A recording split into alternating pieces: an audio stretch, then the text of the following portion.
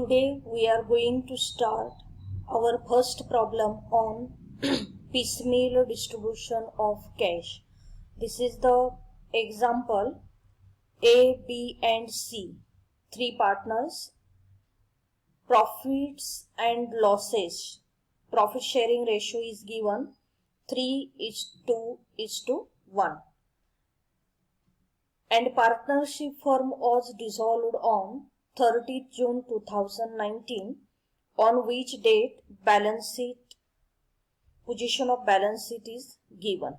Liabilities, three partners, capitals A 40,000, B 20,000, C 4,000. Total capital 64,000.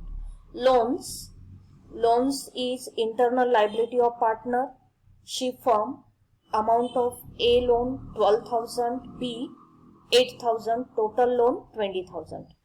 Creditors, creditor is unsecured external liability, outsiders liability 40,000. Asset side, cash balance 8,000, debtors and stock, debtors 84,000, stock 32,000. Debtors and stock is our current asset and total of balance sheet is 1,24,000. बघा ही जी काय balance sheet दिलेली आहे पिसमिल distribution of cash या आपल्या module मध्ये, तर याच्यामध्ये first आपण लायबिलिटी साइड बघायची. लायबिलिटी मध्ये काही रिझर्व, सरप्लस किंवा प्रॉफिट दिलेला आहे का, तर या प्रॉब्लेम मध्ये दिलेला नाहीये. जर समजा प्रॉब्लेम मध्ये आपल्या काही रिझर्व्स दिलेले असतील, प्रॉफिटचा काही पार्ट दिलेला असेल, तर तो काय करायचा, ऑल पार्टनर्सच्या कॅपिटल मध्ये प्रॉफिट शेअरिंग रेशो मध्ये त्यांना तो डिस्ट्रीब्यूट करायचा. असेट साइडला P&L अकाउंट डेबिट बॅलन्स आहे का बघायचा, किंवा एखादा मिसलेनियस अँड एक्सपेन्सेस अँड लॉसेसचा आयटम आहे का बघायचा. तो जर दिलेला असेल तर तो काय करायचा, प्रॉफिट शेअरिंग रेशो मध्ये पार्टनर्सच्या कॅपिटल मधून लेस करायचा आणि जे बॅलन्स कॅपिटल मिळतं त्याला म्हणायचं ऍडजस्टेड कॅपिटल. नेक्स्ट पार्ट बघा, after balances of Capitals of partners, next part is the loans. दोन पार्टनर्सचं लोन दिलेलं आहे, A 12,000, B 8,000.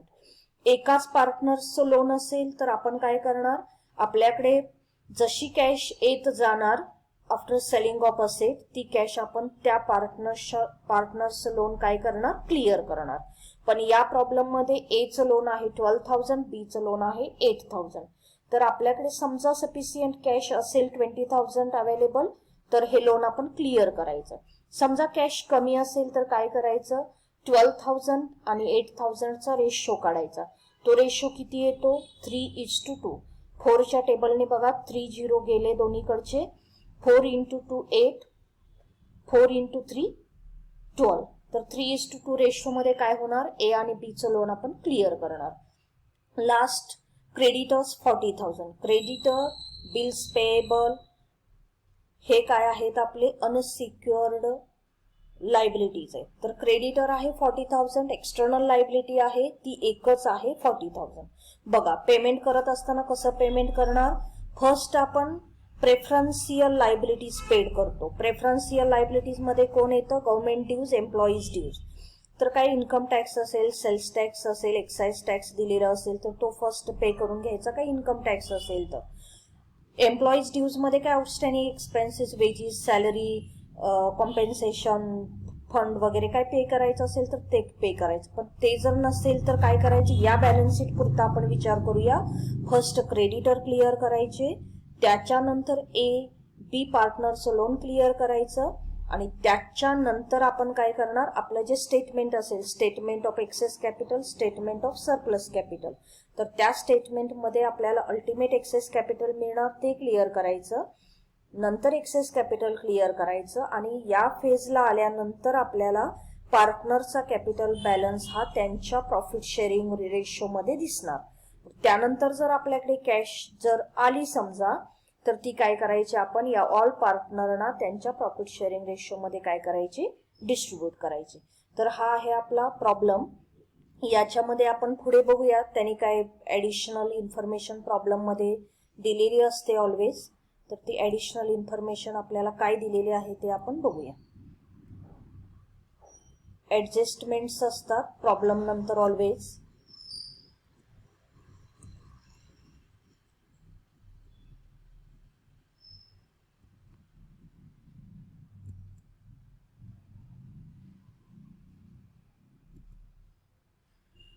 बघा काय दिलेलं आहे. It was agreed that cash should be immediately utilised and thereafter the net realization should be distributed in their dues order at the end of each month by using excess capital method.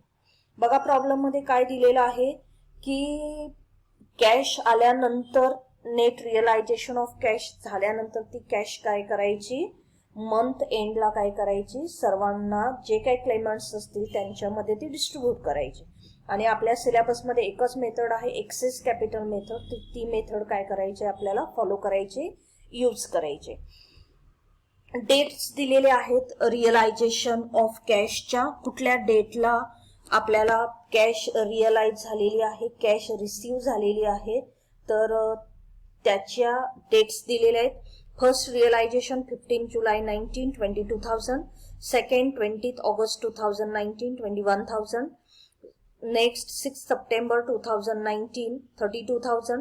Next 17th October 2019, 21,200. And last realization on 30th November 2019, rupees 9,000. तर हे काय आहे, आपल्याला या डेटला आपण काय केलेले आहेत, आपल्या असेट सेल केलेले आहेत आणि आपल्याकडे पैसे आलेले आहेत. तर या त्याच्या रिअलायझेशन ऑफ कॅशच्या या अमाऊंट आहेत. तर ठीक आहे, त्याने काय आपल्याला विचारलेलं आहे बघा. Prepare necessary statement of distribution. Prepare necessary statement of distribution means for solving the problem of piecemeal distribution of cash we prepare first statement, that is the statement of excess capital or statement of surplus capital, and second statement we required, that is statement showing piecemeal distribution of cash. तर आपल्याला second statement piecemeal distribution of कॅशचं prepare करावं लागणार. All your working should from part of your answer. आपलं जे काही working असेल ते आपल्या आन्सरचा पार्ट असतो. ठीक आहे, तर this is the first statement. खूप केअरफुली लक्ष द्यायचं बघा.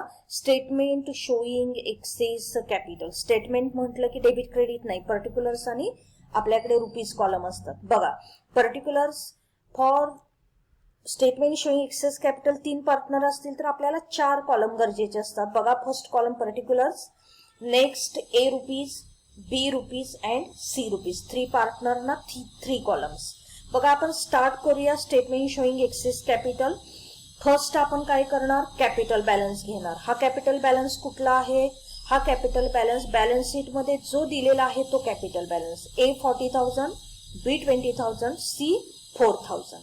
आता नेक्स्ट स्टेप काय करायची, त्यांचा जो काही प्रॉफिट शेअरिंग रेशो दिलेला असतो आपल्या प्रॉब्लेम मध्ये तो काय करायचा, प्रॉफिट शेअरिंग रेशो आहे तसा घ्यायचा.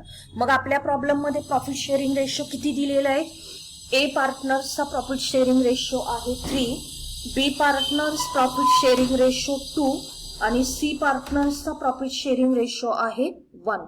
जो आपल्याला आपल्या प्रॉब्लेम मध्ये दिलेला आहे profit sharing ratio 3:1.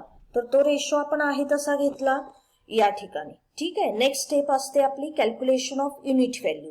Unit value कशी कॅल्क्युलेट करायची बघा. Unit value is equal to capital balance divide by individual PSR. तर जो काही कॅपिटल बॅलन्स असेल त्याला डिवाइड काय करायचं, प्रॉफिट शेअरिंग रेशो. बघा एच्या बाबतीत काय करणार, 40,000 डिवाइड 3. एचा जो कॅपिटल बॅलन्स असेल त्याला त्याच्याच PSR ने डिवाइड करायचं. 40,000 divided by 3, 13,333. B 20,000 divided by 2, 10,000. C 4,000 divided by 1, 4,000. ठीक आहे, आपल्याला युनिट व्हॅल्यू मिळाली. नेक्स्ट स्टेप काय करायचं, calculation of proportionate capital. Proportionate capital कसं कॅल्क्युलेट करायचं, proportionate capital is equal to base capital into individual PSR, individual share of profit.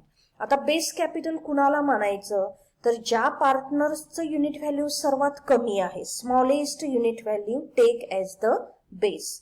मग आता बघा एचं किती आहे युनिट व्हॅल्यू 13,333, बी 10,000, सी 4,000. कमी कोण आहे तर 4,000 आहे. मग या 4,000ला काय करायचं आपण बेस मानायचं.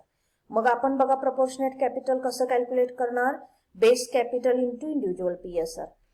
मग आता सीच्या बाबतीमध्ये कॅल्क्युलेट करायचं असेल तर काय करायचं बघा.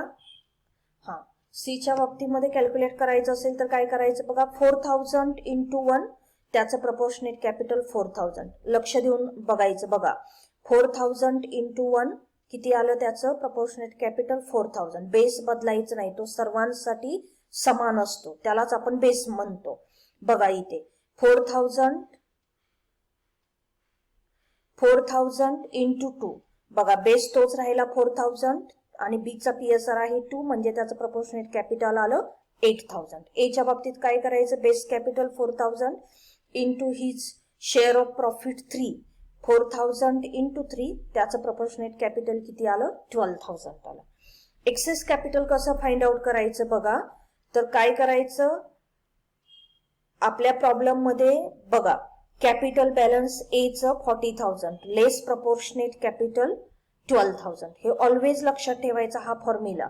हे सगळे फॉर्म्युले तिथे लिहायची गरज नसते ते हिडन फॉर्म्युलेज असतात ते आपण आपल्या मेंदूमध्ये प्रॅक्टिसनी परफेक्ट करायचे. बघा capital balance 40,000 A less his proportionate capital 12,000 his excess capital is 28,000. In case of B his capital balance is 20,000 less his proportionate capital 8,000 his excess capital is 12,000. And in case of C his capital balance is 4,000 and his proportionate capital is 4,000 his excess capital is nil. आणि मी तुम्हाला theory शिकवताना सांगितलेलं होतं बघा जेव्हा 3 partner असतात तेव्हा 2 पार्टनर्सचं काय असतं आपल्याला सरप्लस कॅपिटल किंवा एक्सेस कॅपिटल मिळतं. तर या ठिकाणी या दोघांचं ए आणि बीचं काय झालेलं आहे आपल्याला एक्सेस कॅपिटल सरप्लस कॅपिटल मिळालेलं आहे. तर या दोघांच्या मध्ये अल्टिमेट सरप्लस कुणाचं आहे ते आपल्याला फाइंड आउट करायचंय. कसं फाइंड आउट करणार बघा त्याच स्टेप परत करायच्या. कशा करणार बघा परत प्रॉफिट शेअरिंग रेशो घेतला किती येतो 3:2. ठीक आहे तो आहे तसा लिहून घेतला आपण परत युनिट व्हॅल्यू काढला. आता इथे युनिट व्हॅल्यू कसं काढायचं excess capital divide share of profit. म्हणजे एच्या बाबतीत कसं होणार बघा 28,000 divided by 3 his unit value is 9,333 and in case of B 12,000 divided by 2 his unit value is 6,000. आता आपल्याला प्रपोर्शनेट कॅपिटल कॅल्क्युलेट करायचंय. कसं कॅल्क्युलेट करणार युनिट व्हॅल्यू ज्याची स्मॉलेस्ट युनिट व्हॅल्यू असेल त्याला आपण बेस मानणार म्हणजे base capital into individual profit. मग बघा इथं दोघांच्या पैकी बेस कुणाचा असणार आहे तर बीच युनिट व्हॅल्यू कमी आहे त्याला आपण बेस मानणार. 6,000 इंटू 2 त्याचं प्रपोर्शनेट कॅपिटल आलं 12,000. 6,000 इंटू 3 एचं प्रपोर्शनेट कॅपिटल आलं 18,000. बघा base into PSR 6,000 into 2 12,000 6,000 into 3 18,000. मग आपल्याला ultimate access capital find out करायचंय. कसं करणार बघा लक्ष द्यायचं excess capital less proportionate capital. एचं एक्सेस कॅपिटल आहे 28,000 लेस हिज प्रपोर्शनेट कॅपिटल 18,000 त्याचं अल्टिमेट एक्सेस कॅपिटल आलं 10,000. आणि बीचं बघा एक्सेस कॅपिटल 12,000 लेस हिज प्रपोर्शनेट कॅपिटल 12,000 त्याचं अल्टिमेट एक्सेस कॅपिटल हे नील येणार 0 येणार. ठीक आहे तर हे खूप केअरफुली सॉल्व्ह करायचा फर्स्ट प्रॉब्लेम आहे आणि हे आपलं परफेक्ट आल्यानंतरच आपण आपलं statement showing piecemeal distribution of cash तयार करणार. पण इथे एक पॉइंट ऑलवेज आपल्या माइंडमध्ये फिक्स असला पाहिजे. तो कुठला पॉइंट असतो बघा हे जे अल्टिमेट एक्सेस कॅपिटल आहे हे या एक्सेस कॅपिटलमध्ये इन्क्लूड असतं. म्हणजे एच्या 28,000 मध्ये त्याचं अल्टिमेट 10,000 एक्सेस कॅपिटल हे इन्क्लूड असतं. म्हणजे एचं एक्सेस कॅपिटल किती राहणार 28,000 मायनस 10,000 18,000 आणि बीचे किती राहणार 12,000. तर ह्या ज्या स्टेप्स आहेत आपल्या स्टेटमेंट शोइंग एक्सेस कॅपिटल हे कम्प्लीट केल्यानंतरच आपण आपलं पुढचं जे स्टेटमेंट आहे statement of piecemeal distribution of cash ते काय करायचं स्टार्ट करायचं. तर बघा चांगल्या पद्धतीनं समजून सांगण्याचा या ठिकाणी प्रयत्न केलेला आहे. तर या पद्धतीनं हे पूर्ण व्यवस्थित नोटबुकमध्ये याच्या नोट्स लिहून काढायच्या कॅल्क्युलेशन करायचं आणि बरोबर आपल्याला समजणार की अल्टिमेट एक्सेस कॅपिटल कुणाचं जास्ती आहे कुणाचं आहे, एक्सेस कॅपिटल कुणाचं आहे. And after clearing of ultimate access capital and access capital of partner we distribute available cash among